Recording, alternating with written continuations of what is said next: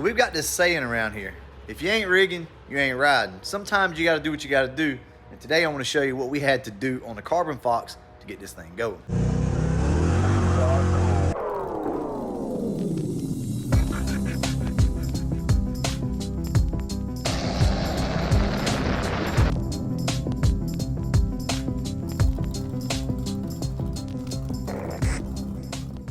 So if you look right here, you're gonna see what appears to be a dipstick tube randomly going into this oil pan. Now, why is that?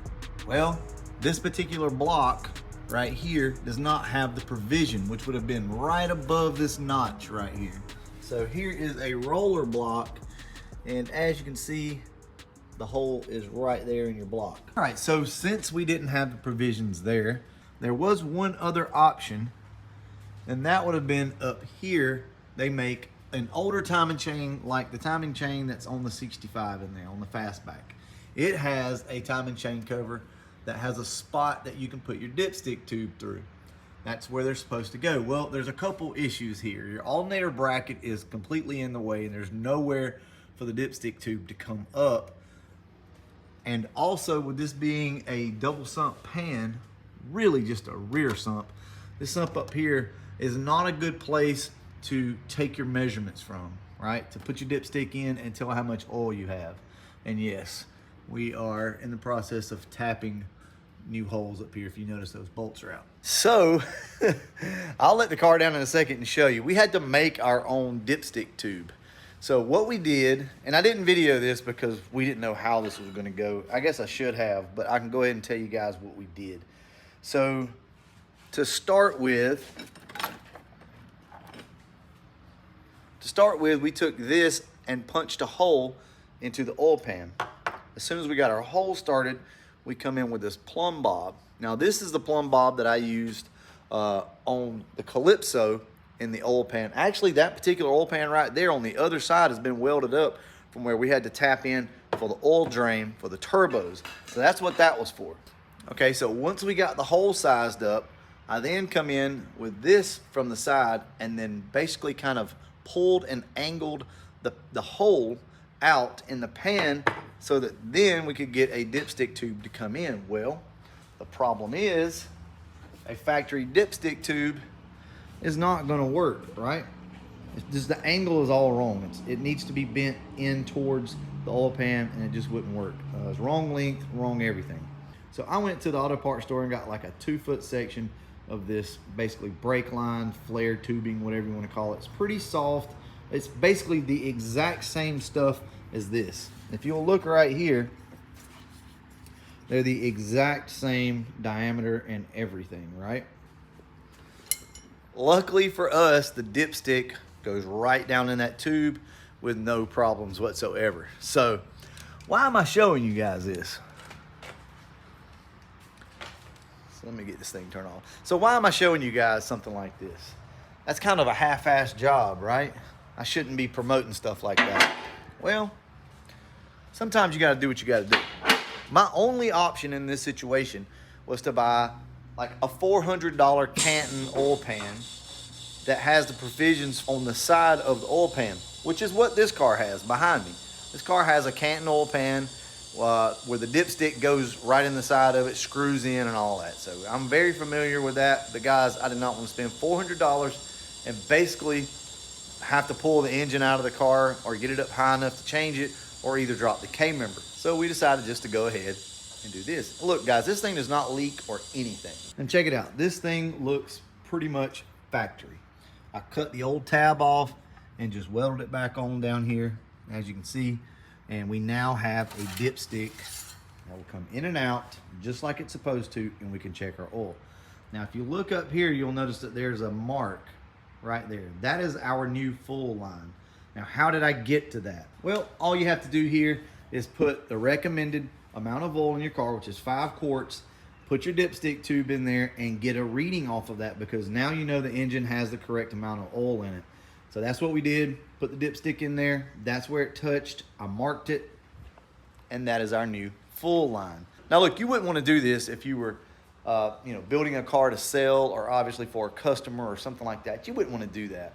But I don't see any issues with this. I don't see any issues with it leaking or whatever. This is my car. It's never going anywhere, so I'm good with it. So keep that in mind, you know.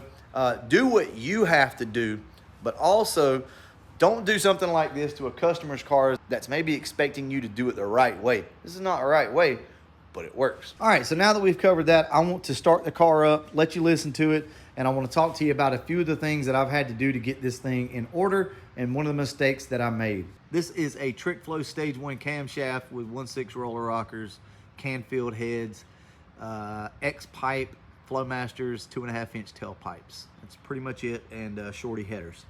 I think they're 1 5/8".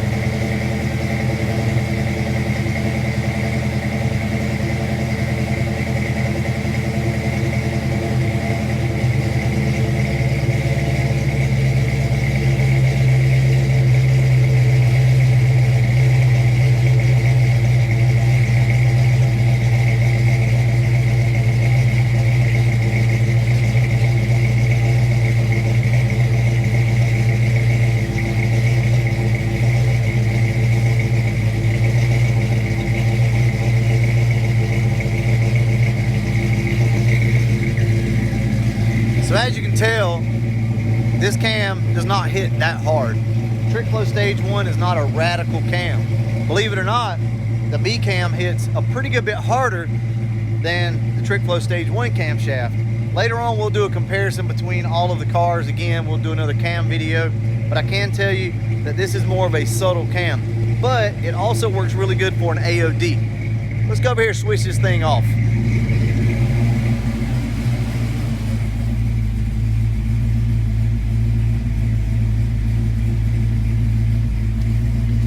All right, so story time. Here's what happened. Car runs good now, and it idles great. I had been fighting this car not wanting to idle correctly. It's been driving me insane. For whatever reason, I could not get this thing to idle right. Now, I take pride in the fact that pretty much on any of these mild builds that I can get a Fox body to idle with heads cam intake type setup, even a supercharged setup. I can get this thing to idle without a tune, but this was kicking my ass. Well, I come back out and I go to check the timing once again, and here's what I find. Now, this is a cheap Harbor Freight timing light here, but do you see the issue? So I'm timing the car with the knob way over here. I forgot. I never checked it because I always leave it on 0 and check it that way. Well, this car had 32 degrees of timing in it with the sensor out. So with the pill out of it, meaning the computer is not controlling timing, right? 32 degrees of timing is what it had. The car actually ran. It ran pretty good. It just didn't idle very good. It would just surge and surge and surge. So how we didn't mess this thing up or how the valves didn't rattle, I have no clue. But there's a tip for you guys. Always make sure to check your timing light. If you have one with the adjustable dial on it, make sure that you go in and check that, because that could have been bad. That could have been really bad if we'd had any type of power adder on this car. But with it being NA, there's a lot of wiggle room in there. Plus, this car is on 93 octane, so that probably saved it. But now, as you see, the car runs really good. Just a quick tip. I just wanted to share this with you guys. Look, if you're having issues with your car and your idle, make sure that your timing is not too high. These balancers like to slip on you, and trust me, sometimes they're just wrong. So, the old school mentality was bump the timing up until the valves rattle and knock it back down. Sometimes that works. I have done that many times. And if you can get a car to do that, or if you're on the dyno, keep bumping it up until it stops making power and then bump it down some, right? This car never rattled. Andrew's black car will not rattle the valves. It'll go way up in timing and you'll never know it, right? So don't always count on your valves to rattle or something along those lines to know that your timing is too high. Anyway, guys, that's my quick tip of the day. Do what you got to do. Rig it if you want to ride it. Sometimes that's what we have to do, but at the same time, be smart about it. Don't be silly, guys. Me and the kids are gonna go jump in the Carbon Fox and go get some lunch. I'll catch you guys in the next video, and as always, thanks for watching.